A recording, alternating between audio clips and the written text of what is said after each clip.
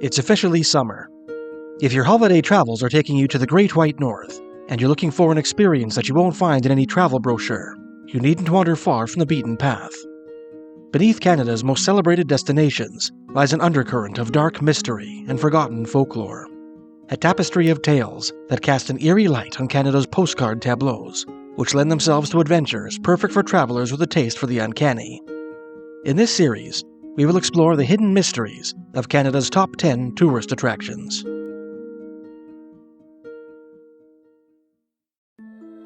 Vancouver, British Columbia, the cultural heart of Canada's westernmost province. Every year, millions of tourists descend upon the so-called Rainy City to explore the historic districts of Gastown, Kitsilano, and Chinatown, browse the stalls and shops of Granville Island, and brave the dizzying Capilano Suspension Bridge in North Vancouver. One must-see Vancouver destination is Stanley Park, a swath of old-growth Pacific rainforest, which comprises the northwestern half of Vancouver's downtown peninsula. Here, visitors can walk forested trails beneath ancient red cedars and Douglas firs, or take the scenic seawall, which runs along Cole Harbour and the Burrard Inlet. Near the eastern end of Stanley Park, on a peninsula called Brockton Point, stands a cluster of 10 totem poles carved in the styles of the various First Nations endemic to Canada's west coast. Among the stylized characters featured on these painted cedar sculptures are the Thunderbird, an enormous legendary raptor, credited with the ability to produce thunder and lightning, and the Zanaqua, or basket ogress, a terrible wild woman who is said to have once preyed on children. Unbeknownst to most tourists, these frightening figures accord perfectly with some of the dark legends for which Stanley Park itself is the setting. Just south of Stanley Park's totem poles lies Deadman Island, a lonely isle now connected to Stanley Park by a narrow causeway. This landmark owes its grisly name to its one-time employment as an Indian burial ground, its trees having once housed the bentwood cedar coffins of the native Squamish. The first white man to uncover its grim function was a pioneer named John Morton, who rode out to the island in April 1865 to assess its potential as a homestead. According to Reverend P.C. Parker, to whom Morton told the story, the pioneer found an age-silvered cedar box in a tree and knocked it down with an axe to see what it contained. There was a dead Indian sitting in it, he told Parker, so I skipped over to my boat and went. I came back in a couple of days and put the box back. Then I went to see Judge Brew about it at New Westminster. Morton and the judge discussed the matter and agreed that they ought to find out more about the island in order to maintain friendly relations with the local natives. They shortly discovered that the Chinook jargon term for the island was Memaloose Siwash Ilahi, literally Dead Indian Earth, and decided to leave it in peace. According to an old legend told by Squamish chief August Jack Catsilano and retold by storyteller Emmeline Pauline Johnson, the first natives to find an everlasting domicile on Deadman Island were the warriors of a forgotten northern tribe who were at war with enemies from the south. The northerners' southern foes kidnapped 200 of their wives, children, and elders and brought them to their camp on Deadman Island, where they threatened to execute their hostages, lest an equal number of northern braves put themselves at their mercy. Incredibly, the northerners consented to this terrible ultimatum and fell to the arrows of their southern enemies.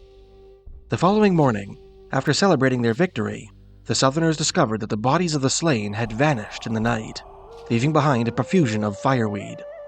Terrified, the victors fled to their canoes and abandoned the island. Deadman Island ceased its sacred function as a Squamish cemetery in 1892, when it was employed as a quarantine camp for smallpox patients. Many of those who died there were buried on the island.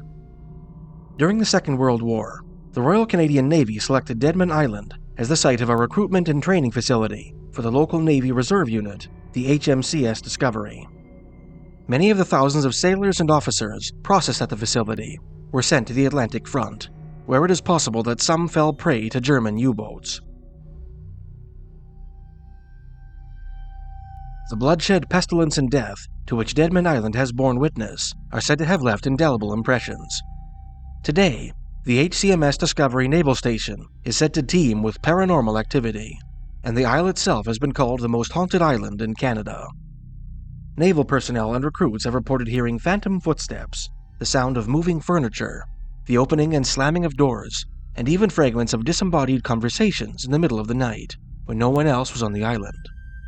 Some visitors have returned with stories of disembodied shrieks issuing from the forest, glowing red eyes peering at them from behind trees, and an eerie glow that sometimes hangs over the old burial ground. Undeniable proof, some say, that the dead of Deadman Island wish to be left in peace.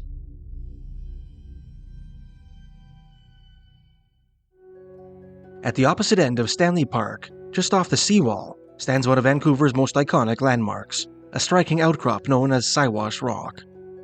According to Squamish legend, this unusual lithic formation is the petrified corpse of a man turned to stone in ancient times by demi-deities called Transformers, either as punishment for being too intelligent or as a reward for his selflessness. One old story told by a Vancouver pioneer named William Mackey hints at an old Squamish belief that Siwash Rock was once the abode of some sinister entity. In an interview with archivist Major James Skit Matthews, Mackey claimed that his uncle and namesake worked as a lumberjack at what is now North Vancouver on the northern shores of Burrard Inlet, cutting masts for sailing ships. One day, he was obliged to pass by Siwash Rock in an Indian dugout canoe, accompanied by a young native boy. As they neared the rock, the boy fearfully protested that the landmark was haunted by a slalikum, or dangerous preternatural entity, which he called a big teeth, big hair in Chinook jargon.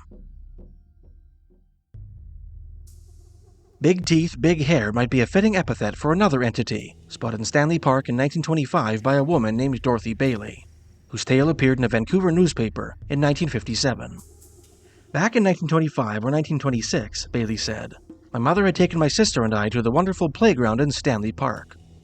We were playing near the edge of the playground by the bushes when she let out a scream and grabbed me to run to Mother.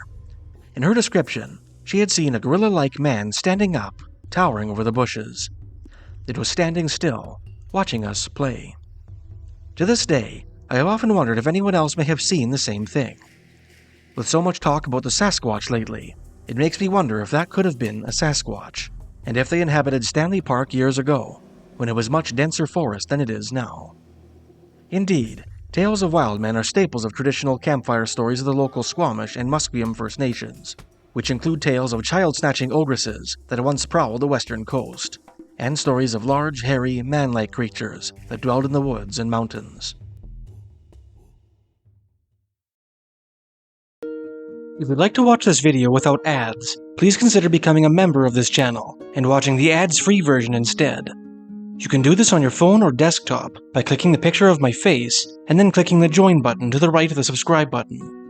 Since times are tough, I've decided to add a lower membership tier, which will give you access to my members-only videos for only $1 Canadian per month, or about 72 American cents.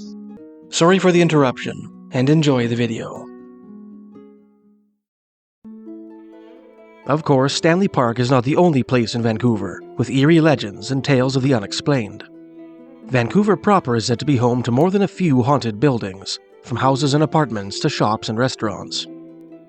The setting of Vancouver's 3 best-known ghost stories lie clustered within a half-kilometer radius, encompassing downtown Vancouver and the historic Gastown district. Perhaps the most famous of these is the Fairmont Hotel Vancouver, one of Canada's historic Grand Railway hotels, completed in 1939 by the Canadian National Railway in the heart of the rainy city. Local legend has it that this magnificent chateau-style eminence is haunted by an elegant female spectre affecting a crimson gown, affectionately referred to as the Lady in Red. Hotel lore contends that this feminine phantasm is the ghost of a former patron named Jenny Pearl Cox, a young wife and mother who is said to have made a habit of attending the Hotel Vancouver's annual Christmas ball since its inauguration in 1939, always affecting a blood-red dress. One day in the summer of 1944, 25-year-old Jenny accompanied her husband Harold and daughter Dottie or Dorothy on a picnic in the country. During the drive home, the family was struck by a delivery van on the corner of Burrard Street and West Georgia Street, the northern corner of the Fairmont Hotel Vancouver. All 3 passengers died at the scene. Ever since, an apparition of Jenny Pearl Cox, clad in her luxurious red ball gown, has appeared to patrons and staff on the Hotel Vancouver's 14th floor, actually the 13th floor, renamed in accordance with Western superstition, which uniquely retains the original decor from 1939. Pedestrians on the street below have spotted the ghost's forlorn figure, gazing wistfully out the window. Bellmaster Eugene Mensch watched her float through the door of room 1403. Hotel staff have seen her enter an unused elevator shaft, which has doors only on the 14th floor and the lobby, and have watched its bolted doors open on their own. One of the hotel's housemen claimed to have seen her standing in the unused elevator with a man and a child, perhaps the spirits of her husband and daughter. One famous anecdote tells of a Japanese couple who entered their room, only to find the lady in red sitting at the edge of their bed. They apologized for the intrusion and bowed themselves out, supposing the room must have been double-booked. When they reported the incident to the front desk, they discovered that no such error had been made. On another occasion, a motion sensor was said to have picked up activity in the stairwell near the 14th floor late at night. According to Canadian author Joel A. Sutherland, in his 2015 book Haunted Canada 5, an anonymous staff member who reviewed the footage captured that night could see nothing unusual on the camera, but heard the sounds of footsteps slowly climbing the stairs.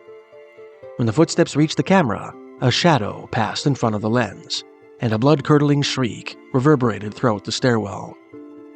Perhaps the best-known appearance of the Lady in Red took place in the 1990s, during the filming of Season 1, Episode 12 of The X-Files, a popular TV show which follows the exploits of a pair of FBI agents investigating cases of the paranormal. During a break, an astonished cameraman spotted what he described as this woman in a long gown, hovering in the air next to one of the stone gargoyles, which leer out from the exterior wall of the 14th floor, peering through the window at him. Upon being informed of the hotel's resident Lady in Red, the cameraman turned white and fled the hotel, refusing to return to work. Another encounter which made national headlines took place in the spring of 2017. While working on the top floor of the neighboring Hotel Georgia, elevator mechanic Scott Graham snapped a photo of downtown Vancouver with his cell phone. Later, while admiring the photo, Graham discovered a mysterious red figure peering out a window on the top floor of the Hotel Vancouver, a floor which, he learned, was temporarily off-limits to guests. Honestly, it's probably just some person wearing a red shirt, Graham said of his eerie photo, but there's not supposed to be anyone there, and the fact that the ghost in that building is supposed to be a lady in red is a pretty cool coincidence. If you walk 10 minutes northwest up Burrard Street from the site of Jenny Pearl Cox's fatal crash, and then take a right on West Cordova Street, you'll come to Waterfront Station, Vancouver's historic train station, and the purported haunt of two of the city's most famous ghosts. One of these is a female spirit, said to reside in the station building itself, who almost exclusively appears to security guards at night when no one else is around. She has been spotted in a western corridor, dancing alone to the accompaniment of ghostly jazz music, wearing an irreverent 1920s-style flapper dress, before vanishing into thin air. She has manifested as the glowing white apparition of an elderly lady wearing a mournful expression, and she has made her presence known by noiselessly rearranging old office desks and producing the sound of disembodied footsteps on the tiled floor. Waterfront Station's more famous ghostly occupant resides in the train tracks outside, in the old rail yard of the Canadian Pacific Railway. Local legend has it that on rainy nights, a soft glow evoking the light of an old lantern can sometimes be seen flickering in the dark, moving slowly across the tracks before suddenly guttering out. Several unfortunates who have seen this light have also made out the ghastly specter to which the ghostly lantern is attached, the figure of a brakeman wearing 1920s railway overalls who appears to be searching for his missing head. This gruesome apparition is said to be the ghost of a brakeman named Hub Clark, who lost his life outside Waterfront Station one dark and rainy night in 1928. While pulling into the train yard, Clark slipped on the rain-slick floor of a boxcar and fell from a freight train, lantern in hand. He tumbled awkwardly and hit his head on one of the rails, knocking himself unconscious. Before he could remove himself from harm's way, an incoming passenger train, whose conductor's vision was impeded by the rain and the darkness, slammed into his prostrate form, rending his head from his shoulders. Ever since, Clark's headless ghost is said to return to the train yard on dark and rainy nights, and, lantern in hand, walk the tracks in search of his lost head. If you continue east down West Cordova Street, you'll leave downtown Vancouver for the historic Gastown district, named for early Vancouver's garrulous pioneer, English steamboat captain and saloon proprietor John Gassy Jack Dayton. On Water Street, a mere 7 minutes walk from the station, you'll come to the old spaghetti factory, the Vancouver branch of an Italian-American restaurant chain furnished with antique decor. This popular establishment, which opened its doors in 1970, is said to be home to 4 ghostly residents. One of them is believed to haunt an antique trolley car parked inside the restaurant, which doubles as a miniature dining room, a charming feature peculiar to the franchise. This specter has appeared to staff members late at night in the form of a uniformed conductor sitting at the table inside the streetcar. Mysterious cold spots and the inexplicable movement of tableware have been attributed to his antics. Another of the restaurant's resident spirits is a short, red-headed man clad in long red underwear, appropriately known as a Little Red Man. This mischievous entity is said to haunt the kitchen and women's washroom, calling staff members by name and startling female bathroom goers. Other spirits encountered in Vancouver's old spaghetti factory include the frightening apparition of a young boy with hollow eyes with a penchant for pranking staff members, and a little girl holding a balloon who claims to be looking for her mother.